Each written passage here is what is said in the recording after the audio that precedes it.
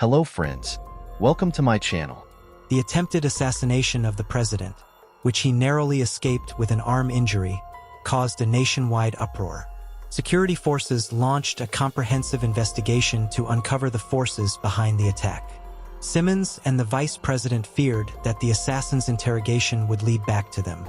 They realized they had to take another path to regain control of the situation, but this time, it would be a more dangerous route. Simmons recalled a woman he had heard about for a long time but had never faced. This woman was a master of dark arts, dangerous and mysterious. Her name was Cassandra, and every story about her carried a chilling reality. One night, Simmons and the vice president met Cassandra at a rundown hotel. The hotel's corridors were dark and damp, with crumbling walls and the smell of mildew at every step. When they reached her door, they took a deep breath and knocked. The door opened slowly, revealing a tall woman with long black hair and piercing eyes. Her gaze felt like a dark vortex that penetrated their souls. "You've come," Cassandra said with a mocking smile. "What do you want?" Simmons cleared his throat and began to speak. "We want to eliminate the president, but we can't afford to fail this time." Cassandra motioned for them to enter and sit down. "I understand. How much are you willing to pay for this job?" The vice president immediately spoke up. "We'll pay you $1 million, but we need to understand exactly what you need to do." Cassandra was silent for a moment before nodding. "I'll take the $1 million, but the entity I work with will take what it wants. If you offer what it desires, it will give you the result you seek." Simmons and the vice president exchanged glances, trying to decipher Cassandra's words. "Okay," said Simmons. "What does this entity want?" Cassandra responded with a dark smile. "We will speak with it. If we guarantee success, it will give you what you want. But the price will be high." Cassandra drew a circle in the middle of the room and placed candles around it. In a low voice, she began to chant prayers in an unknown language. The air grew heavy, and an eerie silence filled the room. Suddenly, a dark entity appeared in the center of the circle. Its eyes were a deep, lightless void. Cassandra turned to the entity and whispered softly, "What is the guarantee of success?" The entity spoke in a deep, resonant voice. "If a life is offered, I will take it, and I will achieve the target." The vice president and Simmons recoiled at the entity's words. Cassandra fixed her gaze on them and continued, "To mark the president as the target, you will need to place this entity's sigil in the Oval Office. This sigil will draw its attention and mark the target." Simmons asked anxiously, "How will we place this sigil?" Cassandra revealed a small object. It was an old medallion adorned with intricate symbols.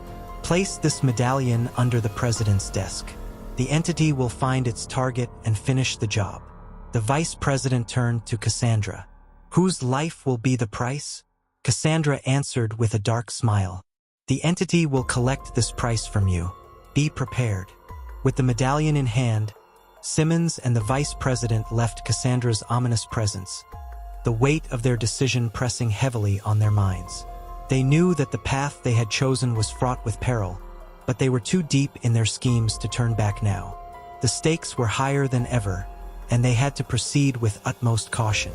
The next day, the vice president and Simmons set their plan into motion. The president had a brief meeting scheduled in the Oval Office. During the meeting, the vice president distracted the president long enough for Simmons to place the medallion under the desk. Everything had gone according to plan. That night, strange occurrences began happening in the White House.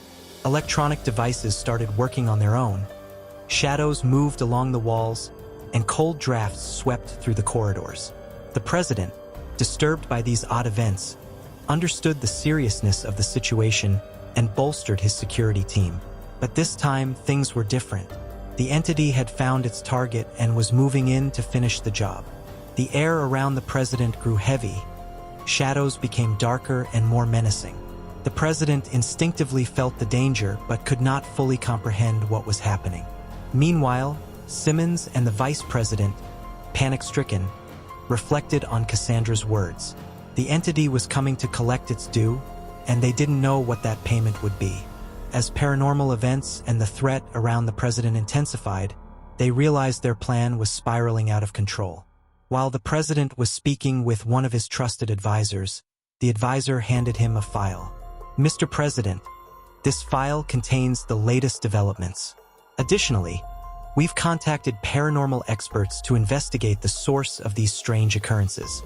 As the president reviewed the file, the dim lights of the Oval Office flickered in the silence of midnight. They were nearing the end of the meeting when the president turned to ask the advisor a question.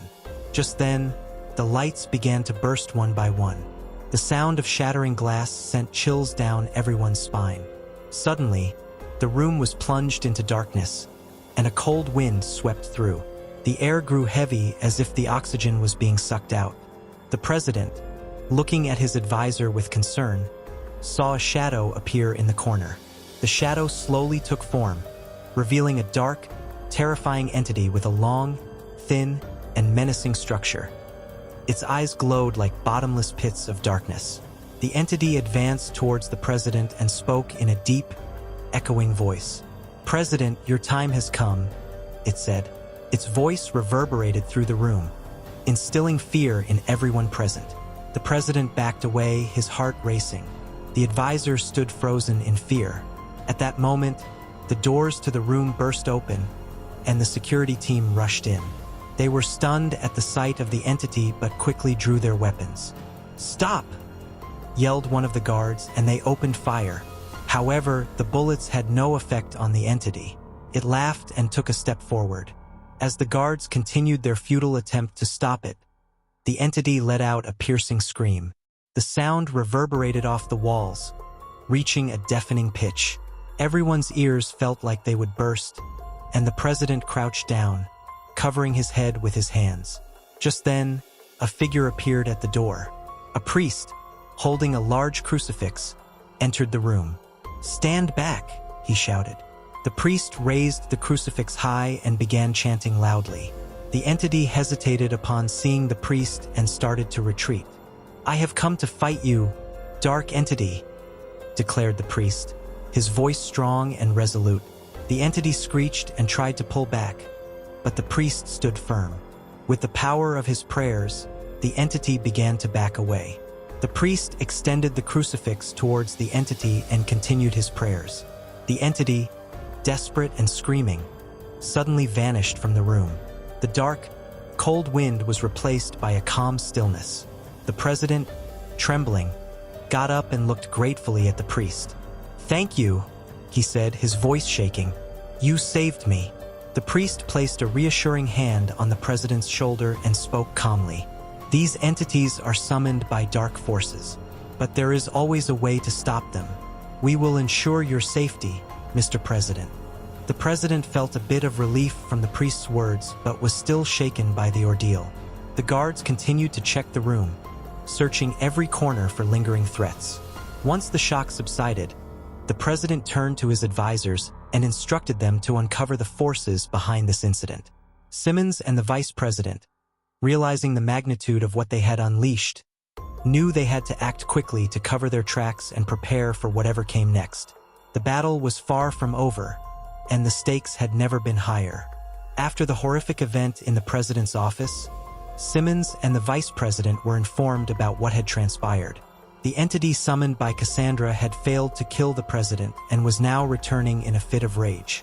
Late at night, Simmons was alone at home when he felt an eerie chill in the air. The curtains started to move on their own, and the lights flickered.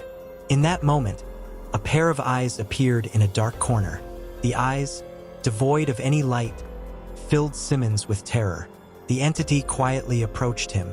"Because of you, I failed," it whispered. Its voice echoed in Simmons' mind. "Now you will feel the pain." Simmons tried to flee in panic, but he was paralyzed. The entity brought forth his deepest fears. Simmons saw flames on the walls of the room, reliving the trauma of a fire he experienced as a child. He tried to scream for help, but no sound came out. The entity had captured his mind and body. These terrifying visions drove him insane. The same night, the vice president encountered a similar horror at his home. He too felt an eerie chill and the lights flickered. In a dark corner, a pair of eyes appeared. The entity silently approached him. "Because of you, I failed," it whispered, its voice echoing in the vice president's mind. "Now you will feel the pain." The vice president tried to escape, but his steps were heavy and slow. The entity brought forth his deepest fears. He relived the terror of being lost in a forest as a child, with trees closing in and shadows chasing him. He tried to scream for help, but no sound came out. The entity had captured his mind and body. These horrifying visions drove him mad. As security forces continued their investigation into the assassination attempt, they noticed strange behavior from Simmons and the vice president. Neither attended meetings nor answered their phones. Finally, under the president's orders, they raided their homes. Entering Simmons' home, they felt an eerie silence and an unnatural cold. In the room, they found Simmons hanging from the ceiling, his face twisted in terror and pain. Burn marks and dark symbols covered the walls. As security forces tried to understand what had happened to Simmons, the priest intervened. Similarly, when they entered the vice president's home, they found a similar scene. The vice president was hanging from the ceiling, his face frozen in fear and horror. Dark shadows danced on the walls. The priest approached the vice president's body and began to recite prayers. Upon learning of the horrifying fate that befell Simmons and the vice president took a deep breath. The traitors behind the assassination attempt had been revealed, but he knew that dark forces and paranormal entities had also played a part. The priest turned to the president and spoke. "These dark forces must now find peace. You must not disturb them again." Listening to the priest's words, the president learned how to deal with dark forces. He would take the necessary precautions to protect the country from such threats and ensure that dark entities would not surface again. He would continue to fight for his country and its people, but now with an awareness of the dark forces at play. I hope you had a good time. If you liked my story, do not forget to comment and subscribe to my channel. Goodbye. See you in the next story.